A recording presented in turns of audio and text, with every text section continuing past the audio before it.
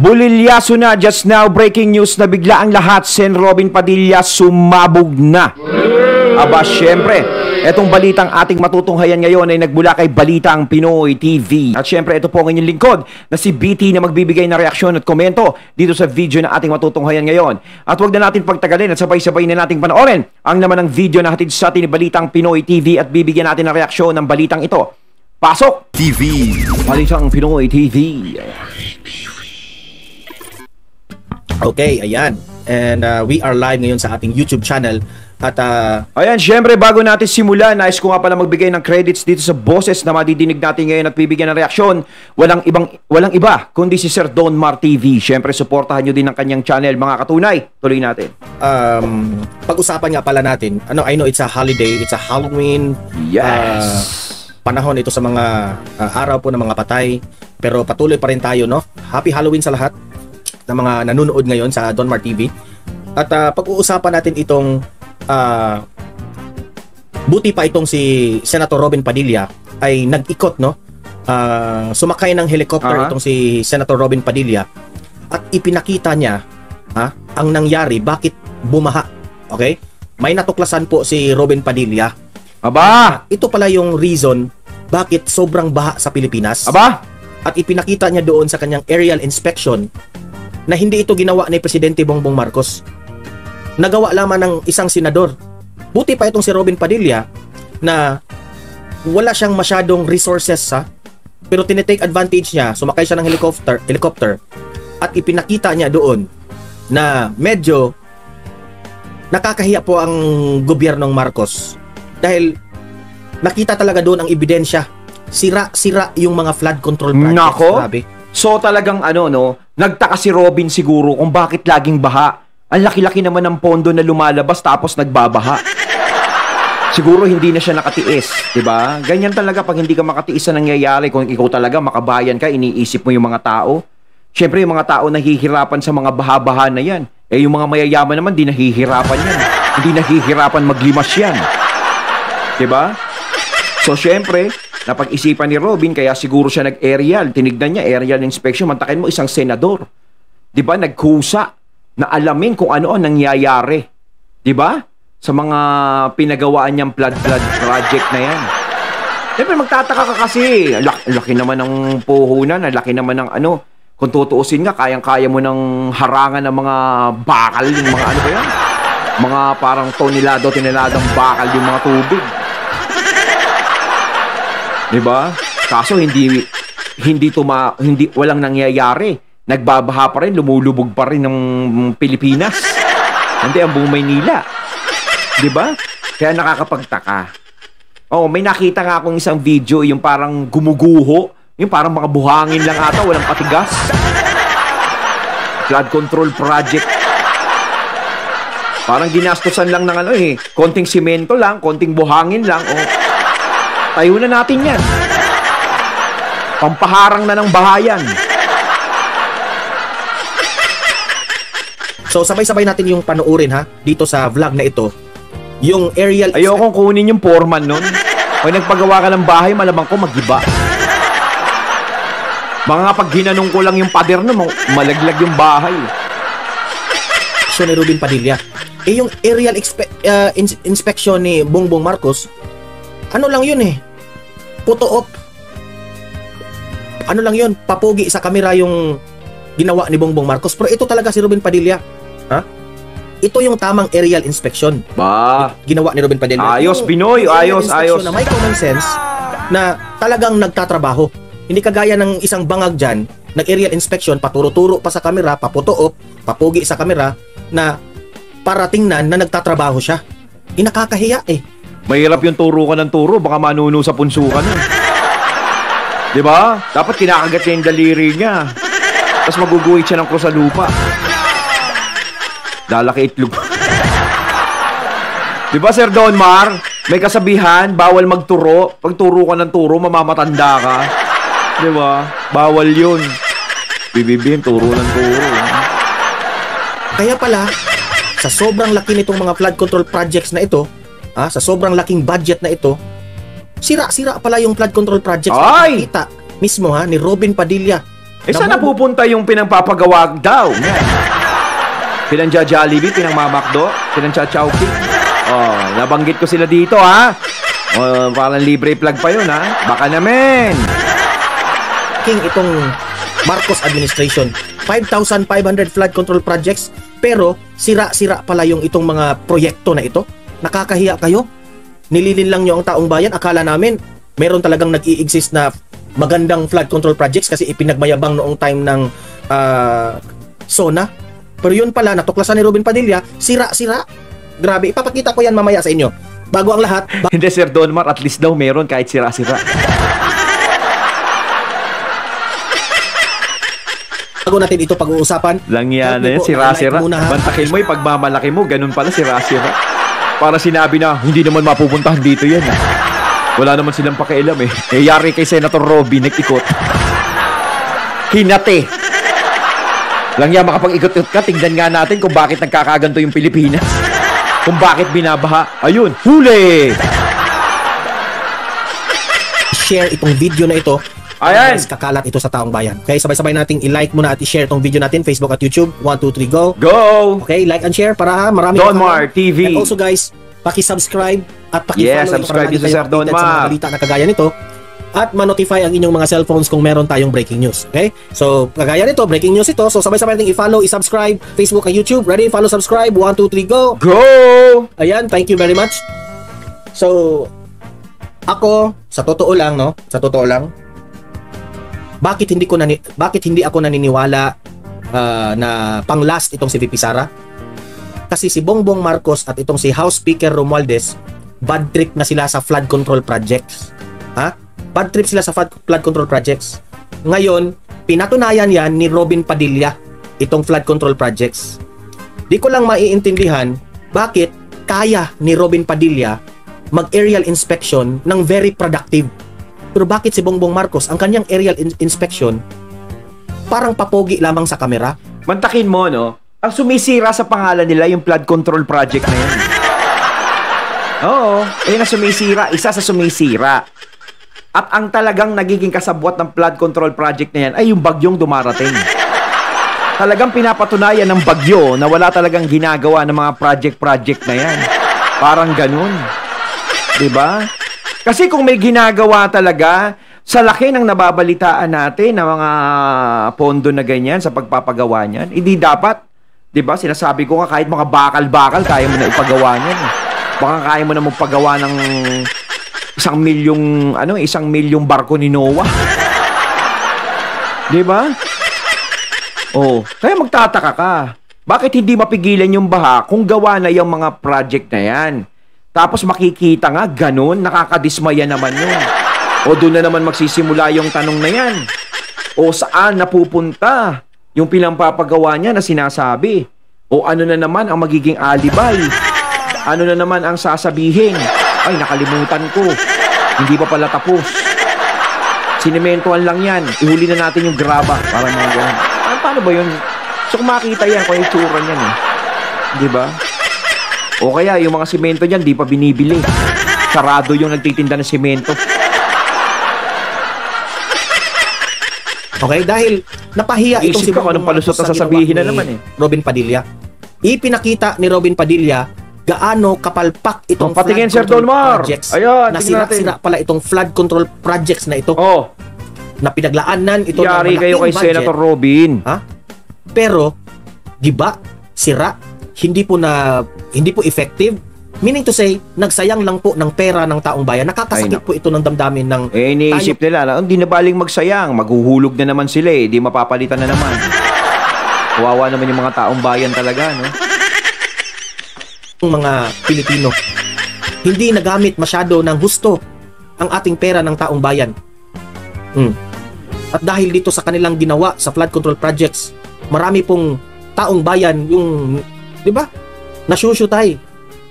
Imagine kung kayong gobyernong Marcos, if you are really heartily working for the Filipino people, hindi sana sila namamatay. Ha? Hindi sana sila... At saka kung maganda talaga, kung ginagawa talaga ang dapat gawin, yung mga trabaho na dapat gawin, yung mga proyekto, no? Kung talagang yan ay ayos, walang problema. Walang mga butas na masisilip. At walang butas na masisilip si Senator Robin Padilla. Hindi kasalanan ni Senator Robin yon. O hindi naman siya humahanap ng ikasisira ng gobyerno ngayon.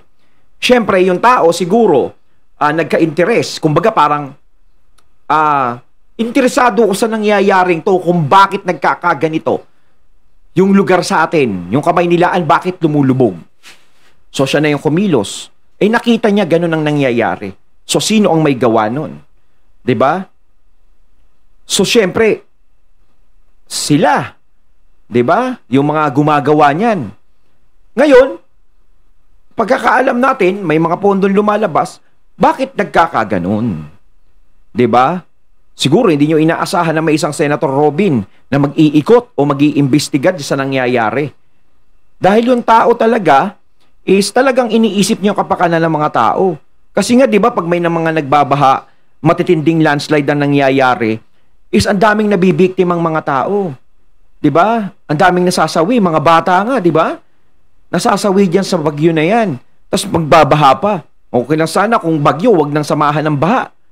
'Di ba? Maiiwasan pa. Kaso nga lang kawawa yung mga nagiging biktima. Hindi naman natin pwedeng kalabanin ng kalikasan. Kalikasan 'yan eh. 'Di ba? Pero hangga't maaaring mapigilan natin yung magiging dulot niya, yung mga baha na 'yan, kung mapipigilan natin is bakit hindi natin gawin? Kung meron naman tayong sobra-sobrang pondo na nilalabas tungkol diyan. Kaso nga lang, 'di ba? Parang walang nangyayari. Kasi kung talagang pinaglalaanan yan, matitibay yan, gawa yan, walang magigiba dyan, walang mawawasak dyan, walang mga taong lulubugin, walang mga taong malulunod sa baha. Susyutay.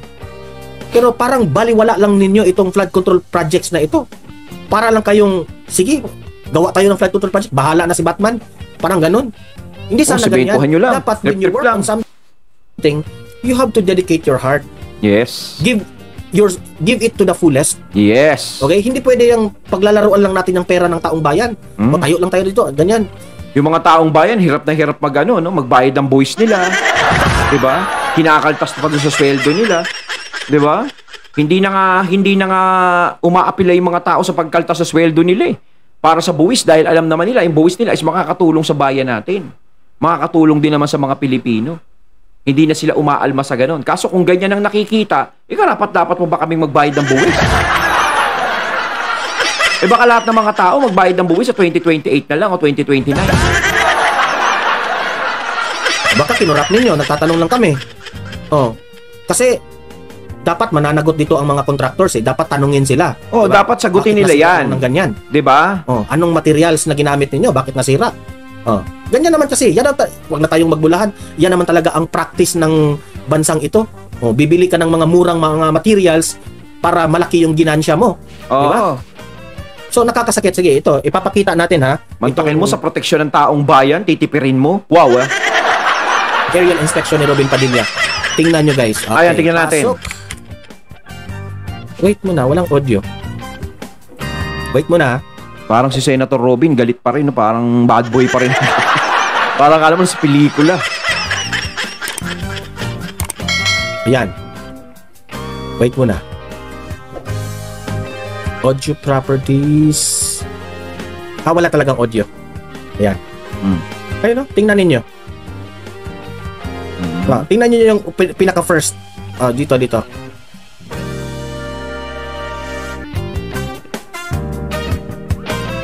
Wasak. Ayun. Ayun na, puro wasak.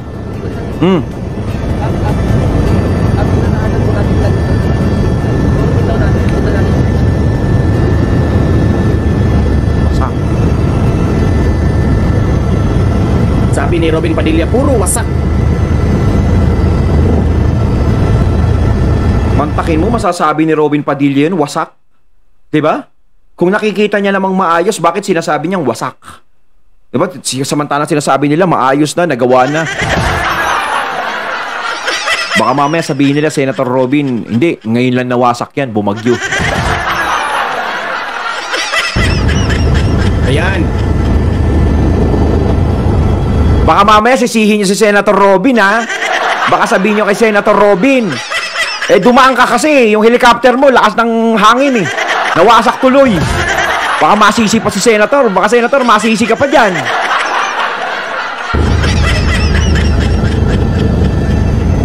Ayan. Oh, ulit. Ulit ha. From the top para makita ninyo lahat na yung flood control projects na sinabi nila puro wasak. Yung flood control na yun, wasak. Ayun. Oh. Nako. Ayun. Pakinggan nyo yung sinabi ni Robin Padilla. Pakinggan nyo. Uy. Anong nangyari? Wait.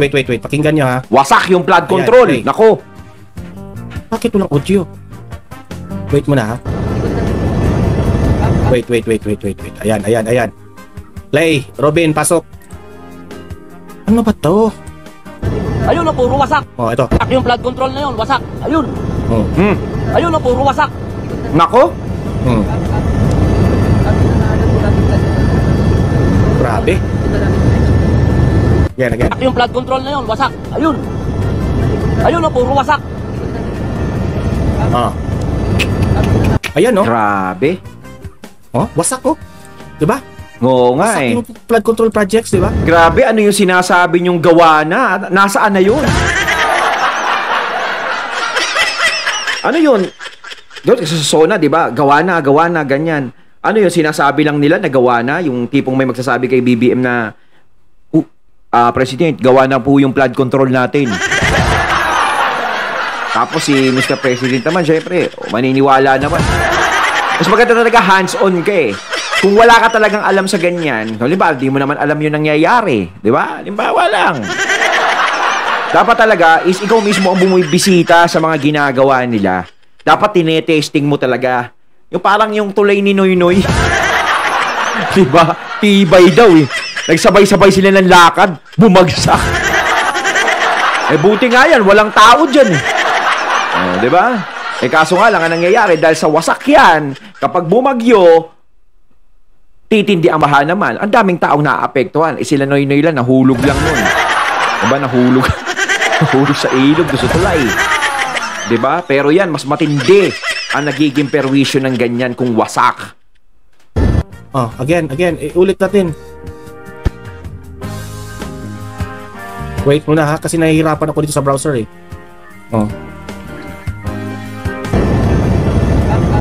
Yung flood control na yun, wasak. Ayun. Ayun na, puro wasak. Makikita niya yan. Ayan, no? Tingnan nyo. Wasak. Diba? Parang salamin ko lang yan eh, wasak. Hindi mo higaan ko kasi. Durog. Hindi pa ako makapagpagawa ngayon. Siyempre, linggo. Sarado. Bukas pa. Wawa naman ako mga katunay. Baka naman.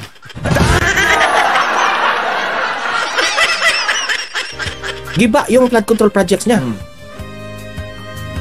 Ito yung ipinagmayabang. Nako, nasaan na? Bongbong Saan na, di ba? Ayan, oh. Sira na talaga. Ano nangyari? Ba't ganyan? Ayan, oh. Grabing sira, oh. Yan. Ngayon, paano nila ipapaliwanag yan, di ba? Paano nila ipapaliwanag yung nangyari na yan? Ano na namang alibay ang aming madidinig? Kailangan ipaliwanag nila yung nakita ni Senator Robin. Kasi hindi biro-biro yan. Flood control project. Unang-una, saan na ang pampagawa niyan? Merong pampagawa na saan na, ba't nagkaganyan? Ngayon, kung hindi, baka sabihin, hindi pa naman sinisimulan yan. Bakit sinabi mo tapos na? Diba? Pwede naman sabihin, meron na tayong sinisimulan o ginagawa. Dapat ganun. Kasi inasahan ng mga tao eh. Ang hirap talaga ng ganun eh. Magkasalita ka na talaga 100% sure na natapos na. So, aasahan yan. Bumaha na naman. Diba? Si Katrina ba yun? Diba? Bumaha na naman, naulit na naman. So, syempre, hindi na magiging ano yan. Kumbaga, unang beses na, pangalawang beses na, one is enough, two is too much. Diba? Magtataka na kami niyan. Bakit nagbabaha kung talagang gawa na? Diba? Ngayon, kailangan maipaliwanag nyo ng maayos yan. Pati yung mga gumagawa niyan, bakit nagkaganyan yan? Ano ba yan? Naiwan ba yan? Hindi ba nagawa yan? Nabaliwala? Hindi ba nakita yan? Diba? Ang ipinagmayabang nilang flood control projects, sirang-sira na talaga. Ha? Ipapatuloy natin ha. Itong video na ito, ipatuloy natin. Kasi ang dami ditong pinakita eh. This is the reason why, bakit sira-sira itong flood control projects. Talagang iniikot ni Binoy, no?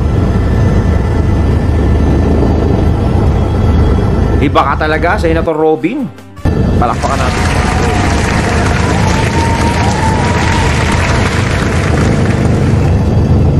Kala mo talaga si Senator Robin, no? Iniisip ng iba, hinuhusgan siya na wala siyang alam sa Senado, walang gagawin. Pero eto, kita naman natin yung ginagawang pagkilos ni Senator Robin. Senador ka, pero inaalam mo talaga ang tunay na problema ng bansa. Ang galing, Senator Robin. Ang galing.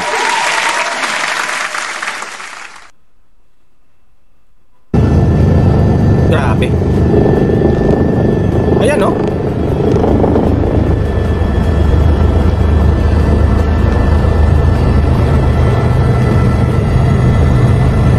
Flood control project, malaman napunta sa ayuda.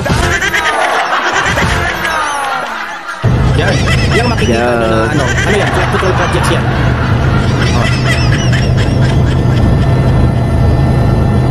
Grabe! Baha. Okay? Diyan po dadaan yung baha. Ako nagtataka ako bakit nagawa ito ni Robin Padilla. Nag-aerial inspection Malasakit. siya. At talagang sinubaybayan niya kung saan yung pulot dulo ng ano. Yan kasi Kasi hindi naman natin masasabing dahil sa eleksyon.